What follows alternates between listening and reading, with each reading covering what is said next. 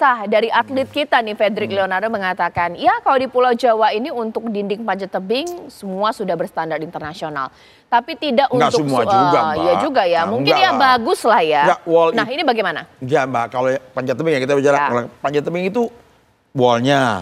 Terus itu kan ada karmantel, ada karabiner, ada seat harness, itu mahal Mbak kalau yang standar. Mesti Mas Basri ya, Iya. Mas Hendra Basir itu tahu persis itu. Jadi kalau menurut saya, saya kan ini baju saya pakai ini kan saya pencinta alam dulu tahun di sama TV One sama-sama naik gunung ke Mont Blanc di Prancis kan waktu Itu tugas siapa sih Pak untuk memberikan perhatian dan juga pemerintah. budget untuk Kalau itu? sarana prasarana pemerintah Mbak, itu harus pemerintah. Kayak saya mohon maaf dengan segala hormat, dulu kami susah cari anggaran untuk dapat medali emas saja. Kantor pada zaman saya dengan Pak Wafid Muharram, sesmen saya tuh, sampai kita nongkrong depan BRI sebagai menteri nih, pakai lambang menteri untuk minta CSR. BRI waktu di Sufyan Basir 4 miliar lebih itu bagi 200 juta per kepala per medali emas waktu itu. Sekarang alhamdulillah dapat 6 miliar. Ya kan? Artinya saya mengapresiasi ini pemerintahan sekarang, alhamdulillah apresiasinya itu besar terhadap olahraga, ya kan? Ya. Nah, lebih bagus lagi kalau ke depan pemerintahan itu ada kementerian olahraga yang khusus. Sehingga dia fokus kalau pemuda itu, saya dari pemuda dari KNPI. Pemuda itu bukan kategori politik, Mbak. Dia kategori sosial. Jadi ada di Tagana, di Departemen Sosial, di mana-mana. Itu biar aja mereka di sana. Nanti wadah KNPI, wadah berhimpun buat kategori politik. Tapi olahraga, kembalikan ke zaman Mauladi dulu, dia Menteri Kementerian Olahraga, sarana prasarana dia perhatikan, dan anggarannya diberikan terfokus pada dia. Nah ini yang harapannya. Dan saya luar biasa terus terang aja kayak Fedrik ya, dapat 6 miliar tuh alhamdulillah. Mungkin atlet-atlet yang dulu zaman saya, wah kalau tau gini gue, ya kan saya ikut zaman sekarang aja gitu. Udah keburu tua kan gitu. Beda ya? Iya, beda. Ya. Dulu kita siapin Mbak rumah, kasih rumah atlet. Ada. Terus jadikan karyawan pegawai negeri. Ada waktu zaman saya 10 orang jadi pegawai negeri. Sekarang ada juga diteruskan. Nah ini yang kayak gini ini supaya orang-orang itu dia senang jadi atlet. Seperti di China. Ini satu lagi Mbak, saya mau kasih tahu ya. Yang namanya atlet tadi dia kan berdarah-darah dari muda. Nggak mungkin tiba-tiba sang juara tidak muncul tiba-tiba. Sang juara pasti melalui pembinaan sejak usia belia dan ada pelatih pembina ikhlas buat negara. Di Cina ya ada pemain basket namanya Yao Ziyuan. Dia kawin sama Fendi Fang itu perempuan. Ini tinggi-tinggi semua. Dikawin oleh pemerintah, punya anak yang namanya Yao Ming, dibina sampai akhirnya dia masuk di NBA. Jadi sejak dari lahir, anak umur 5 tahun kayak gitu. Jadi juara. Kita jangan tiba-tiba akal, tiba-tiba dapat medali. Nah itu perlu ada perhatian yang lebih khusus lagi ke pemerintahan ke depan. Saya ingin kembali ke Coach Hendra. Coach, untuk mendapatkan juara seperti Fedrik ini kan prosesnya cukup panjang. Nah, dalam pembibitan dan juga pembinaan untuk cabang olahraga panjat tebing, apa saja sih yang seharusnya itu lebih dicukupkan lagi, diberikan perhatian lagi? Apa saja, Coach?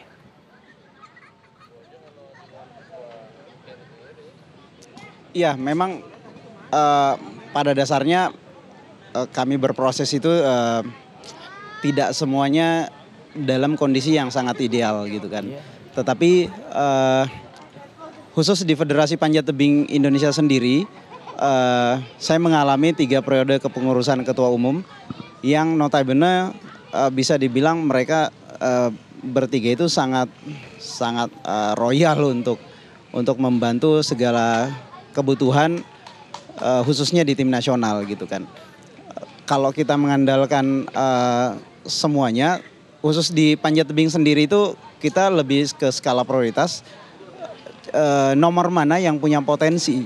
Nah nomor-nomor itulah yang disupport baik dari pemerintah maupun dari pihak federasi, mereka berkolaborasi.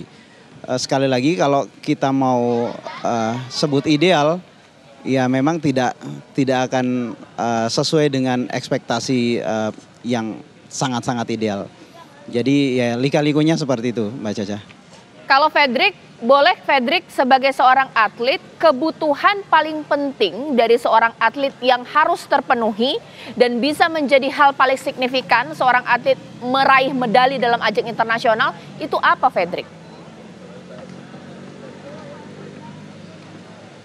Ada banyak hal ya, salah satunya seperti fasilitas latihan, kemudian pelatih gitu yang bisa memfasilitasi atlet gitu, bisa menjaga fokus atlet, disiplin, dan bisa memberikan program yang sesuai gitu, karena memang speed ini kan nomor khusus, jadi harus ditangani oleh orang yang tepat, dan kemudian banyak hal nih yang sangat perlu seperti nutrisi dan juga kompetisi, Mbak.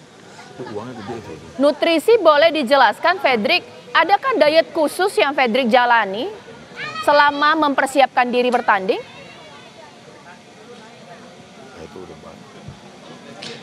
Kalau saya pribadi, saya nggak ada diet, hanya menjaga pola makan dan juga nutrisi seperti makan makanan yang tinggi protein dan juga vitamin yang selalu saya konsumsi setiap hari. Oke, sekarang saya kembali ke Coach Hendra, karena negara-negara lain juga memposisikan nutrisi ini dalam pembibitan dan juga pembinaan paling penting ya Coach ya. Nah kalau untuk atlet Indonesia ini di bawah asuhan Coach ini seperti apa?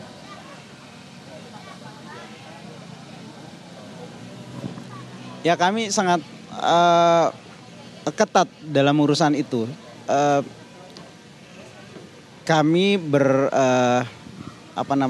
berlatih dan juga segala sesuatu yang terkait dengan akomodasi dan konsumsi itu sudah diatur sedemikian rupa. Hampir setiap minggu dari tim pelatih berkoordinasi dengan chef yang di hotel ini untuk menentukan menu apa yang harus kami makan untuk beberapa minggu ke depan. Jadi kuncinya ada di situ memang. Kita menjaga, karena kan ini olahraga bidang vertikal gitu kan, benar-benar berat badan itu harus dijaga banget gitu. Pak Diaksa, boleh kemudian ditambahkan di sini, negara-negara lain juga sudah menerapkan sport science itu ya, bahwa nutrisi akan menentukan seorang atlet tersebut bisa berprestasi, medali juara atau tidak. Untuk Indonesia ini sudah sampai ke arah sana atau mungkin bagaimana posisinya, Pak Diaksa? Mas Hendra Basir yang bisa menjelaskan, yang lebih komplit menjelaskan ya, itu. Tapi yang jelas kalau masuk di training di training center itu pasti sudah diperhatikan. Yang paling penting di training center pasti juga ada, Mas Hendra akan tahu, ada psikolog, karena mereka nggak selamanya stabil loh, ya kan? Jadi harus ada psikolog yang mendampingi juga. Nutrisi itu berkaleng-kaleng segini-segini Mbak itu. Jadi dihitung terus, betul tadi Mas Hendra tadi katakan, tiap hari dikontrol makanannya apa, itu ada. Nah kalau sudah kayak gini, itu memang udah ada perhatian yang khusus. Bayangkan persiapan mereka untuk tahun 2024, 4 tahun loh, ya kan? Untuk masuk di di Olimpiade dan bisa mendapat medali emas. Dan hitungannya matang sekali. Ya. Saya salut nih Mas Hendra Basir. Bukan dicari rekor dulu, yang penting dapat medali dulu. Kalau dicari rekor bisa pecahkan tapi tidak dapat medali kan juga bohong. Jadi itu jadi menurut saya kalau untuk nutrisi dan segala macam itu tugasnya pelatas, dan alhamdulillah kalau saya dengar tadi seluruhnya didukung oleh pemerintah ya, artinya oleh pengurus-pengurus lama. Jadi pengurus itu udah 3 periode selalu membantu mereka. Tambah pemerintah ya sekarang bagus, alhamdulillah perhatiannya besar sekali dan mungkin anggarannya besar sampai bisa ngasih begitu kepada atlet. Nah, oleh karena itu kalau sudah kayak gini jangan lagi balik lagi ke zaman ke belakang lagi. Ini terus harus dijaga terus gitu ke depannya. Itu aja harapan saya buat olahraga. Dan kementerian khusus saja Mbak, Menteri Olahraga. Ini barangkali kalau Pak Prabowo nonton itu ke depannya ya presiden terpilih. Kementerian Olahraga biar lebih fokus. Coach, terakhir pertanyaan untuk Coach Hendra, ini ditonton oleh masyarakat Indonesia. Apa sih harapan Coach Hendra untuk cabang olahraga panjat tebing, bahkan juga pesan kepada pemerintah dan juga masyarakat ini seperti apa?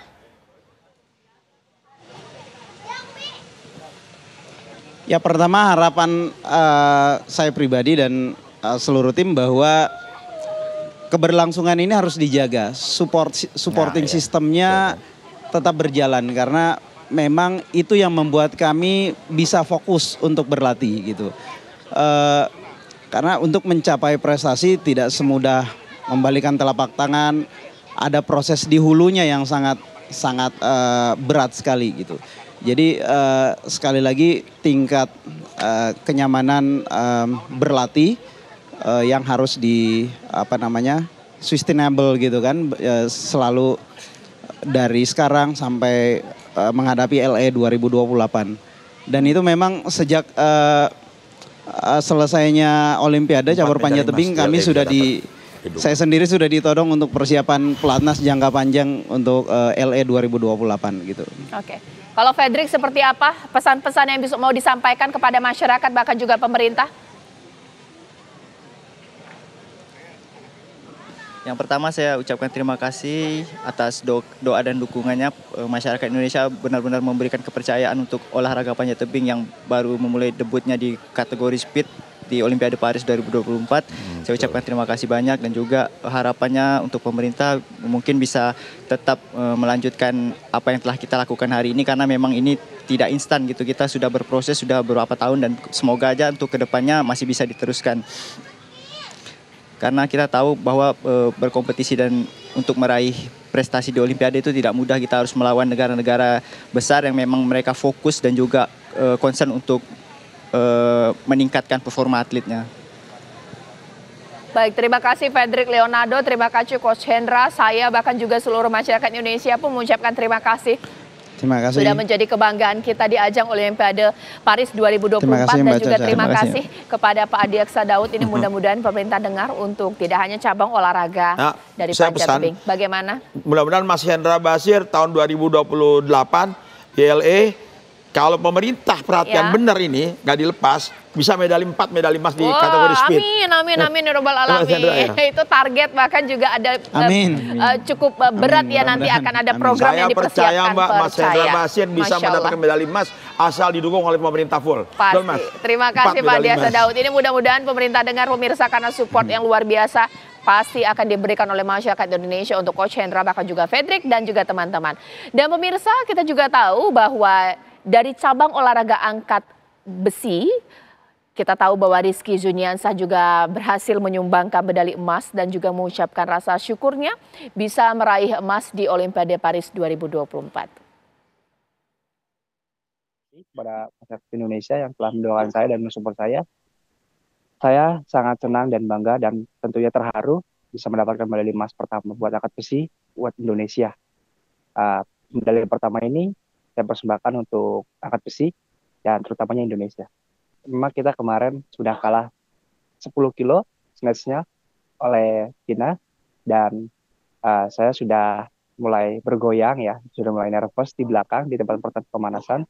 Tapi saya tidak putus asa di situ aja karena memang masih ada angkatan clean and jerk dan alhamdulillahnya saya bisa spirit lagi dan semangat lagi menimbulkan semangat baru karena memang pelatih-pelatih di belakang itu mensupport saya dan menargetkan saya juga yang terbaik buat Indonesia dan alhamdulillah saya bisa muncul lagi hati dan mentality yang bagus di pertandingan itu.